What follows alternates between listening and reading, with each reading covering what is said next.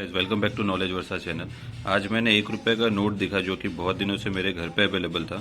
तो मुझे कुछ स्ट्रेंज सा दिखा। अब आप इसे गौर से देखिए कि आपको कुछ स्ट्रेंज दिख रहा है। तो मुझे दिखता है, आपको मैं बताता हूँ मुझे क्या दिखा। मुझे दिखा यहाँ पे लिखा है भारत सरकार। तो इसमें क्या नया है, मतलब भारत सरकार ही होगा सभी नोटों पे। फिर मुझे 2 रुपए का नोट ढूंढा, उसमें देखा तो यहाँ लिखा है भारतीय रिजर्व बैंक। 5 रुपए का नोट देखा तो उस पर भी लिखा है भारतीय रिजर्व बैंक। 100 रुपए का नोट देखा, उस पर भी लिखा है भारतीय रिजर्व बैंक। तो इसके बाद के जितने भी नोट है, 500 के थे, 1000 के थे, अभी 2000 का नोट है, 500 का है, सभी पे लिखा है भारतीय रिजर्व बैंक। तो मुझे थोड़ा सा समझ नहीं आया, आई मीन कन्फ्यूजन सा हुआ कि ऐसा क्यों है।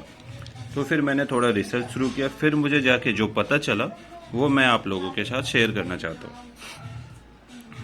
तो एक चीज़ और है, जैसे यहाँ पे देखते, थोड़ा मैं जूम करता हूँ। ओके, ये देखिए यहाँ पे क्या लिखा है, सेक्रेटरी मिनिस्ट्री ऑफ फाइनेंस, सचिव वित्त मंत्रालय, जिसका साइन है शक्तिकांत दास। ये है। अब अगर दूसरे नोटों के में देखा जाए तो आपको दिखता है, ये देखो 2 रुपए का नोट है। ब्लर क्यों आ रहा है यार,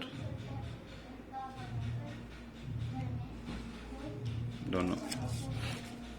ओके, यहाँ देखते हैं तो इस पे, यहाँ पे नीचे जो साइन है, यहाँ पे ये गवर्नर का साइन है। तो भारतीय रिजर्व बैंक के जितने भी इशूड नोट है सब में गवर्नर का साइन होगा। ये देखो यहाँ भी है, और इस पे एक प्रॉमिस नोट भी लिखा हुआ है, I promise to pay the bearer the sum of 5 rupees. Same 100 पे लिखा हुआ है, मैं ग्राहक को 100 रुपये देने का वादा करता हूँ। सेम 2 रुपये पे भी लिखा है, मैं धारक को 2 रुपये देने का वादा करता हूँ, आई प्रॉमिस टू पे this this and all. But ये 1 रुपये के नोट में ऐसा कुछ नहीं लिखा हुआ है, ना ही साइन है हमारा रिजर्व बैंक वाले का, क्योंकि ये जो है note issued by government of India, Bharat सरकार के द्वारा ये नोट जारी किया गया है। तो इससे क्या समझ आता है, I mean like why 1 rupee issued by government of India and other are issued by Reserve Bank of India. तो फिर जब मैंने इसकी डेप्थ में स्टडी की तो मुझे कुछ, मतलब अननोन सा फैक्ट पता चला, जो कि इतने सालों से मुझे नहीं पता था। बाकियों का पता नहीं, बट मुझे नहीं पता था। तो इसमें क्या होता है, एक बुक, तो क्या होता है, मुझे एक बुक मिलती है जिसका नाम है बैंकों का मायाजाल। ये दिल्ली आईआईटी से पास आउट किसी बंदे ने लिखा है, नाम मैंने ध्यान नहीं दिया, मैं भूल गया। बट उसमें जो कंटेंट है वो ऑसम था। उसमें मैं बताता हूँ क्या सीन है। एक्चुअली 1 रुपए का जो नोट है वो issued by government of India है। तो ये नोट हमारी भारत सरकार छापती है। तो एक मैं एग्जांपल लेके आपको समझाना चाहता हूँ, जो उस बुक पे मुझे बहुत ही अच्छा एग्जांपल लगा। कि मानते हैं कि जैसे 2-4 सुनार लोग हैं, उनके पास हम क्या जाते हैं, सोना अपना रखने जाते हैं। तो वो क्या करते थे, हमें पहले कुछ उसके बदले पैसे दिया करते थे, कुछ दिया करते थे। फिर उन्होंने देखा कि जो सोना रखने हमारे पास आते हैं उनमें से 10% लोग जो हैं वो वापस लेके जाते हैं, लाइक उनको इंस्टेंट जरूरत पड़ता है, अदरवाइज वो पड़ा रहता है। सपोज हम बैंक में पैसा रखते हैं, सब किसी के अकाउंट में जरूर 10 रुपए तो होगा ही मिनिमम, 100 रुपए, 1000 रुपए, 10,000, 10 लाख भी होगा। तो आप ये देखो कि आप कितने रुपए at of the time, I mean single time पे निकालते हो। अनटिल अनलेस ज्यादा जरूरी ना हो तब तक आप उसे नहीं निकालते हो। तो वो क्या है, मतलब जो पैसा है हमारा एक जगह पड़ा हुआ है, तो उस तरह कितने लोगों का पैसा एक जगह पड़ा हुआ है जो कि कभी निकलता ही नहीं है पूरा। तो यहाँ पे आते हैं सोनार की बात पे। तो सोनारों को क्या क्या हमने दिया, उनसे जो है मैक्सिमम 10% लोग ही वापस लेने आते थे। तो सोनार लोगों ने सोचा कि हम उनको पैसे देने के बदले एक पर्ची काट के दे देते, और सारे सोनारों ने क्या किया, एक गुट बना लिया। लाइक 10 सोनार लोग हैं जो कि ज्वेलरी चलाते हैं, उन लोगों ने क्या किया, एक गुट बनाया। और जैसे लोग आते थे, उन्होंने सपोज मुझे 5,000 का सोना दिया, मैंने उसे एक रिसिप्ट काट के दे दिया 5,000 का, कि आप ये रिसिप्ट किसी भी सुनार के पास जाओगे और दोगे तो इसकी वैल्यू में आपको 5,000 रिटर्न में मिलेगा, या रुपए मिले या सोना मिले, जो मिले। तो क्या हो गया, वो वैल्यू पर्ची की बन गई। तो सेम चीज यहाँ पे हुआ है। हम क्या करते हैं, अपना पैसा कमाते हैं और बैंक में जमा करते हैं। बैंक क्या करता है, अब देखो जो नोट छापता है वो छापता है भारतीय रिजर्व बैंक, ठीक है, ना कि इंडियन गवर्नमेंट। 1 रुपए के अलावा 1 रुपए का नोट इंडियन गवर्नमेंट छापती थी, बाकी भारतीय रिजर्व बैंक, ठीक है। अब क्या होता है, मेन इश्यू यहाँ क्या है, पहले एक कानून था कि आपके देश पे जितना सोना है उतना ही नोट छाप सकते हैं। बट ये कानून 1933 में बंद कर दिया गया। मतलब अभी भी मुझे कॉन्सेप्ट था कि लाइक ऐसा कुछ होता होगा नोट छापने के लिए, कि जितना सोना है उतना ही नोट छापते होगी हमारी गवर्नमेंट, बट ऐसा कुछ नहीं है।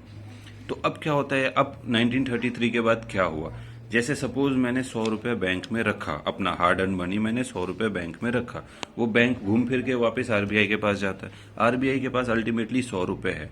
अगर कोई बंदा जाता है और 1000 रुपये का लोन लेने जाता है, तो बैंक क्या करती है, आराम से उसको 1000 रुपये का नोट लोन दे देती है।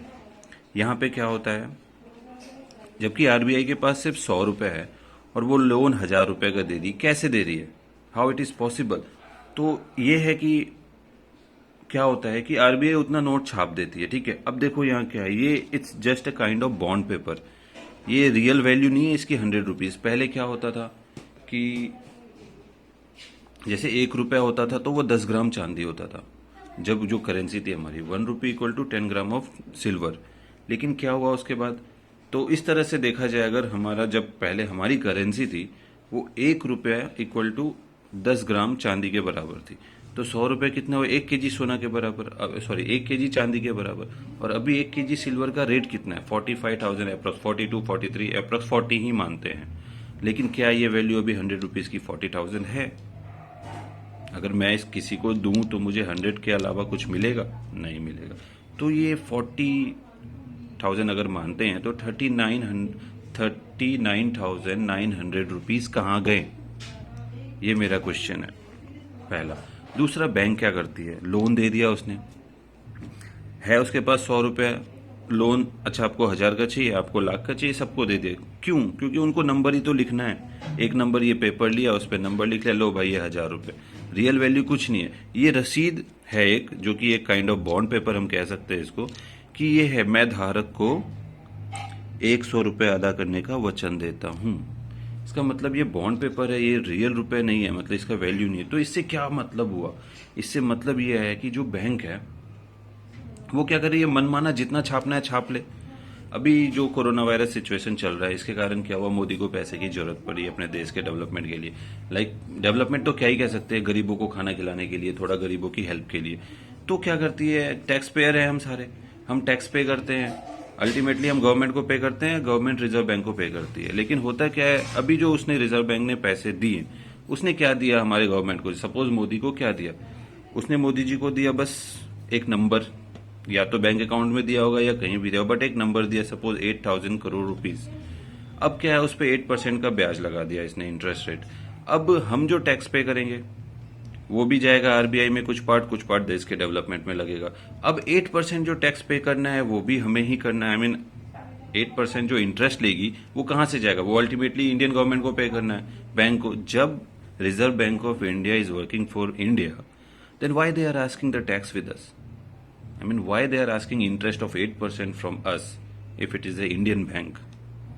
So ये चीजें हैं। और दूसरा, ये अगर ऐसा ही कुछ है तो मतलब कह सकते हैं हम कि राष्ट्रपति कोई हो, प्रधानमंत्री कोई हो, मतलब कुछ भी हो, कोई भी हो, उससे कोई फर्क नहीं पड़ता है। मेन जो हमारा देश चलाने वाली है वो कौन है, वो बैंक्स दिख रहे हैं यहाँ से जैसे। तो इससे यही समझ आ रहा है कि हमारा जो देश है एक्चुअली वो कौन चला रहा है, banking sector, kind of RBI मान लेते हैं। तो ये तो बहुत ही बुरी बात लगी, मतलब हमारे देश का बैंक है और देश वालों से ही इंटरेस्ट ले रहा है, फिर क्या मतलब, डेवलपमेंट कैसे होगा? तो फिर थोड़ा डीप डाइव रिसर्च करने के बाद पता चलता है कि हमारे देश में एक सुभाष चंद्र बोस ने आजाद हिंद फौज की स्थापना की थी। उसने एक बैंक खोला था, bank of independence, Azad Hind bank. उन्होंने अपनी करेंसी छापनी शुरू की थी कि देश हमारा, रिजर्व बैंक क्यों छापेगा पैसा जो भी अंग्रेजों ने बना रखा है। राष्ट्रीयकरण हुआ बैंकों का, वो बाद में हुआ, that is separate issue. But फिर भी क्या है, अभी बागडोर है बैंकों का, वो दूसरे के हाथों में है, अपने हाथों में तो नहीं है। वो नोट छापते हैं, हमें लोन पे देते हैं, हमसे इंटरेस्ट कमाते हैं। तुम्हारे पास 100 रुपए है, तुमने 10,000 का लोन दे के रखा हुआ है, सपोज 1,000 का लोन दे के रखा है, तुम इंटरेस्ट ले रहे हो 1,000 रुपए पे, हमें इंटरेस्ट ले रहे हो सेविंग में 3.5% 4%। ये चीजें चल रही है, मतलब अनरिलायबल है, कुछ कह नहीं सकते हैं। 100 रुपए पे 1,000 रुपए का लोन दे दिया, 1,000 रुपए पे 10,000 रुपए का लोन दे दिया, इंटरेस्ट आप 10,000 पे कमाते हो, और जिसके बैंक अकाउंट में 10,000 रुपए है उसको तुम इंटरेस्ट देते हो 3%, 3.5%, 4%, मैक्सिमम 6%। एफडी है तो 7-8%, एफडी पता नहीं क्या ही पड़ा रहता है। तो मुझे ऐसा लगता था पहले कि जो हम पैसा बैंक में रखते हैं, बैंक उसी को किसी को दूसरे को लोन पे देती है। काइंड ऑफ एफडी अगर मैंने किया, तो मैंने 1 लाख का एफडी किया, तो वो बैंक मुझे लगता था कि वो 1 लाख रुपए किसी को देती होगी, जो कि मैं 1 साल तक नहीं निकालूंगा, ये ऐसा लगता था। बट ऐसा कुछ कॉन्सेप्ट ही नहीं है। बैंक पे पैसा हो नहीं है, वो छाप देती है, एक काइंड ऑफ ए चेक, उसने लिख दिया इसकी वैल्यू ये है। पूरे देश में वो बॉन्ड पेपर चल रहा है तो चल रहा है। तो ये होता है, मतलब हमारा पैसा नहीं है, बैंक को जो मन में आए वो लिख देते हैं। सिर्फ 10% अपने पास कैपिटल रखते हैं कि अगर कोई इमरजेंसी केसेस में मांगने आ जाए तो, अदरवाइज कुछ नहीं रहता। 10,000 रुपए तो उनके पास सिर्फ 1,000 रुपए, और वो 10,000 के लोन देने के लिए एलिजिबल है। ये पूरे वर्ल्ड की बात होगी, but in India it's quite difficult. देखो यहाँ पे क्या होता है, इंडिया में जो है रिवाइज रेट है हमारा 4%। दैट मीन्स अगर हमारे पास 4 रुपए है तो हम 100 रुपए का लोन दे सकते हैं। मतलब 4% कैपिटल सेव रखना है अपने पास बैंक के पास। मतलब ये कैसा है, आई मीन इससे फायदा किसको हो रहा है? हमारे देश को तो नहीं हो रहा है, जो मुझे दिख रहा है। फायदा हो रहा है बैंकों को। बैंक क्या कर रही है, पैसे ले रही है, पैसों पे 100 गुना 50 गुना इंटरेस्ट कमा रही है, और हमें क्या मिल रहा है? कुछ भी नहीं। तो यही है, मतलब थोड़ा स्ट्रेंज सा लगा। बाकी ज्यादा जानकारी चाहिए तो आप कमेंट्स कर सकते हैं, मैं इसके बारे में एक डिटेल वीडियो बना दूंगा। बट ये है क्योंकि, और जैसे सुभाष चंद्र बोस ने आजाद हिंद फौज की स्थापना की, उसने यहाँ पे नोट बनाया, नया करेंसी, बट वो करेंसी कब की बंद हुई, फिर से अनएक्सपेक्टेड तरीके से उनकी मौत हो गई, मतलब न लाश मिला न कुछ। तो ये सब थोड़ा स्ट्रेंज चीज है। एक एग्जाम्पल मैं लेता हूँ इनका, अब्राहम लिंकन का, उन्होंने भी अपनी करेंसी बनाई थी कंट्री में, ये है। तो बट उनका भी कुछ नहीं, उनको भी गोली मार के हत्या कर दी गई, पता नहीं चला मतलब कि क्या। All the things happen in the unexpected way, like suspicious way. Situation कुछ बनाते। एक लाइव एग्जांपल जो हम लोगों ने, मतलब मेरे जनरेशन ने, 90s के बच्चों ने साफ साफ देख रखा है, सद्दाम हुसैन वाला केस।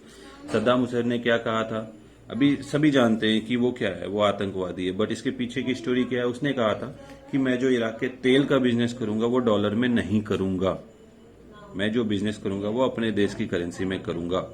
दैट मीन्स वो अपने करेंसी को सही करना चाह रहा था, वैल्यू बनाना चाह रहा था। बट इन लोगों ने उसको अल्टीमेटली क्या किया, बहुत बार ट्राई किया मारने का, उसकी सिक्योरिटी थोड़ी हाई थी तो वो बच गया। बट फाइनली उसको आतंकवादी करार करके जो भी किया मार दिया गया। ये हिटलर ने रशिया की जो थी, रूस की, वहां पे भी सिचुएशन बहुत खराब हो गया था। मतलब वर्ल्ड वॉर 2 के बाद लोग बोरी में भर के जाते थे एक ब्रेड का टुकड़ा खरीदने के लिए। पैसे, इतने पैसे, मतलब इतनी करेंसी की वैल्यू उनकी इतनी डाउन हो गई थी। तो ये चीजें उन्होंने फिर क्या किया, अपनी करेंसी बनाई। हिटलर के आने के बाद हिटलर ने अपनी करेंसी बनाई, तो वहां पे क्या होता है कि 2 साल में थोड़ा आर्थिक स्थिति सही होगी। तो ये है, तो हम अपने देश की अपनी करेंसी क्यों नहीं बनाती? 1 रुपए छापते हैं बस, जो कि हमारे पास होता भी नहीं, हम यूज भी नहीं करते ज्यादातर। तो ये चीजें हैं। बाकी इसके पीछे हमारे रामदेव जी ने भी कुछ बोला था कुछ, बट उन्होंने भी अब बोलना छोड़ दिया है कुछ इंसिडेंट होने के बाद। तो अगर आप डिटेल वीडियो चाहते हैं तो आप प्लीज कमेंट कीजिए। Thanks for watching, take care, bye bye. अगर अच्छा लगे तो लाइक भी कर सकते हैं। Thank you.